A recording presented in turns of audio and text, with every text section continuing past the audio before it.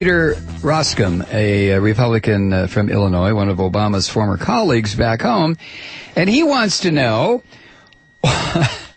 and it's all I could do to listen to this with a straight face. He wants to know, whatever happened to Obama's ability to work with the other side? Mr. President, Peter said, when you were a state senator, you took on some very controversial subjects, death penalty reform. You and I worked together on that. You took on ethics reform.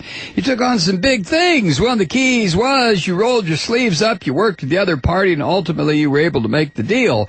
Over the past year, in my view, that attribute hasn't been in full bloom. And by that I mean you've gotten the subtext of House Republicans that sincerely want to come and be a part of this national conversation towards solutions, but they've really been stiff-armed by Speaker Pelosi. There really is this dynamic of, frankly, being shut out.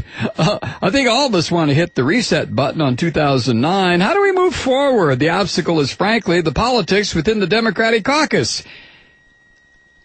Peter, maybe the difficulties that you notice from Obama is the difficulties that comes from trying to work with a group of crazy people in a bipartisan fashion when they said you're a communist antichrist who want to force grandmas to commit suicide. Maybe that has something to do with the difficulty, Peter, in trying to work with you people.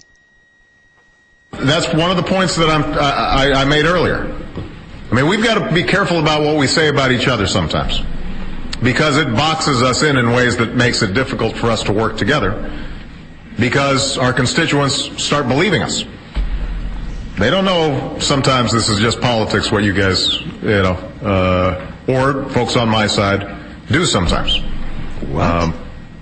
So just a tone of civility instead of slash and burn would be helpful.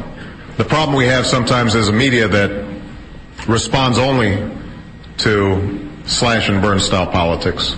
You don't get a lot of credit if I say, I think Paul Ryan's a pretty sincere guy and has a beautiful family. Nobody's going to run that in the newspapers, right? And by the way, in case he's going to get a Republican challenge, I didn't mean it. Don't want to hurt you, man.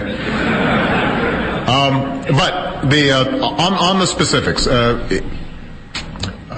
I think both sides can take some blame for a sour climate on Capitol Hill. What I can do maybe to help is to try to bring Republican and Democratic leadership together on a more regular basis with me. That's, I think, a failure on my part, is to try to foster better communications even if there's disagreement. And I will try to see if we can do more of that this year. Oh, Mr. President. I mean, to question your ability to work with the other side, to be questioned by a Republican, the same political clutch of morons that produced the Bush crime family. When did George Bush or Dick Cheney or any of these people ever make any effort to work with the other side? I realize, Mr. President, that you're trying to rise above that.